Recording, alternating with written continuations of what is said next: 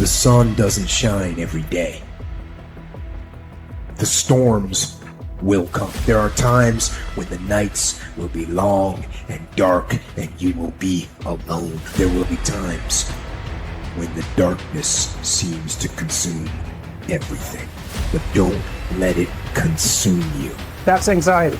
Stop. You're not where you think you are. Your map isn't producing the desired outcome. It's wrong. What should you do? You don't know. Stop. Because if you don't know where to go, there's no point going anywhere. And then what? Prepare. That's anxiety. Stop. Prepare. Well, people hate that because, well, for obvious reasons. Prepare. For what? Everything. Very, very demanding psychophysiologically. And that's also something that's really worth knowing. It's like anxiety isn't just a psychological state that's unpleasant. It's like you're revved up and you're burning resources like mad. And you're in a biochemical state such that that's optimized for quick action, but that's toxic if you inhabit it for any length of time. So not knowing what to do, that is not good. And it isn't just that it makes you feel bad. It's you're running your machinery faster than you can replenish it. For some reason, there is this facade that life should be full of happiness and without its suffering, which actually makes us suffer even more. Because when we get sad or something bad happens, we do not only feel bad about the thing itself, but we also feel bad because our life is not the way it is supposed to be. Not realizing suffering and sadness is just a part of life, and they're inevitable. Unless you learn your lesson, it will keep hurting. Not only it will never stop, it will also keep increasing the amount, so you won't get used to it. And it doesn't matter how you get knocked down in life, because that's going to happen. All that matters is that you got to get up. You have to get up.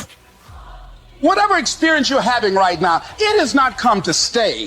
It has come to pass. Sometimes you have to just back up and go within yourself and pray and meditate and recharge your batteries. Go away, clear your head, and then come back and look at it from a different vantage point. Don't operate while you are under the spell or the effect of what's going on.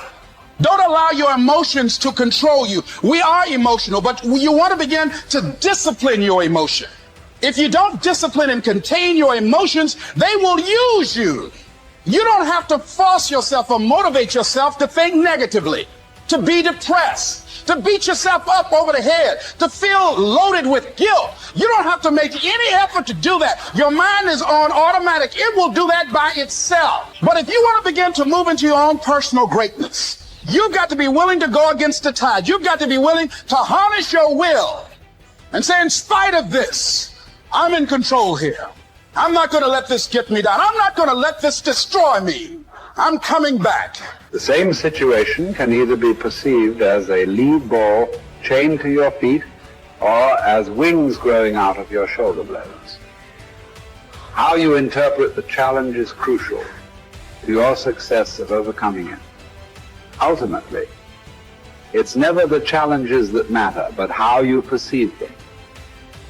If you work at that which is before you, following right reason seriously, vigorously, calmly, without allowing anything else to distract you, but keeping your divine part pure, as if you should be bound to give it back immediately. If you hold to this, expecting nothing, fearing nothing, but satisfied with your present activity according to nature, and with heroic truth in every word and sound which you utter, you will live happy. And there is no one who is able to prevent this. We are all bound by this oath to bear the ills of mortal life and to submit with a good grace to what we cannot avoid. So the spirit must be trained to a realization and an acceptance of its lot. It must come to see that there is nothing fortune will shrink from. There's no ground for resentment in all this. We've entered into a world in which these are the terms life is lived on. If you're satisfied with that, submit to them. If you're not, get out, whatever way you please. The happy man, therefore, is he who can make a right judgment in all things. He is happy who, in his present circumstances, whatever they may be, is satisfied and on friendly terms with the conditions of his life. That man is happy, whose reason recommends to him the whole posture of his affairs. How do you bear the suffering that is at the crux of life without becoming tempted and embittered? That's really, really difficult. Now, someone might point out, go ahead and be bitter, see where that gets you. And if you have any sense, and generally people have at least some, they know that being sick and bitter is worse than just being sick. And that being right, it's worse, but it's very hard temptation to avoid. Sometimes you want to be bitter just out of spite in some sense, because things are so terrible. All you've got left is your willingness to shake your fist, and say, well, really? Is this like this many poisonous snakes? Really? That's like, maybe I could have learned with just 1 or 2, not 100. So, but we're all stuck with that. And I think we're stuck with it at every level of our life in some senses. How do we maintain a high order moral orientation in spite of suffering and malevolence?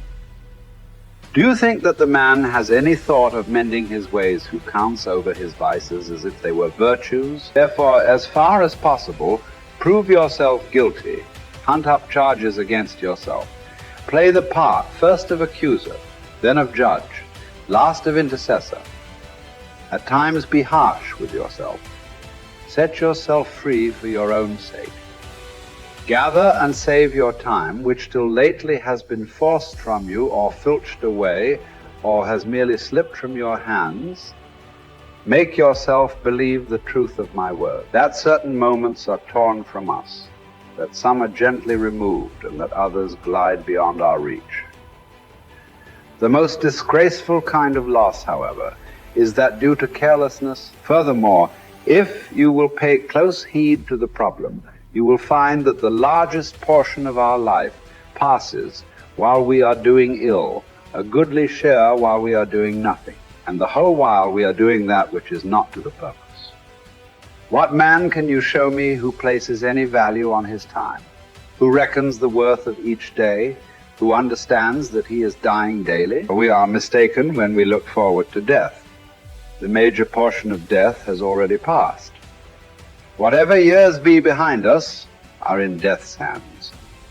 We should not manifest surprise at any sort of condition into which we are born, and which should be lamented by no one, simply because it is equally ordained for all. Yes, I say equally ordained, for a man might have experienced even that which he has escaped.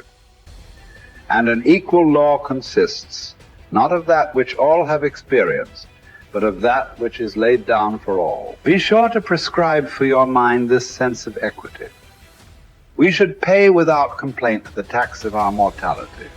If you're looking for certainty, the reality of suffering is certain.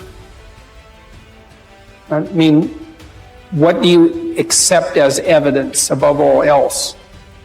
That's a good question. That's a hard question. But I would say pain is up there. It's very difficult not to believe in the reality of your own pain. It's somewhat easier not to believe in the reality of other people's pain. That's not so easy either, but your pain seems to be undeniably real. And so it does beg a question, which is, if pain is undeniably real, is that which overcomes pain even more real? And I think that's, in some sense, that's the idea that lurks behind the idea of the resurrection.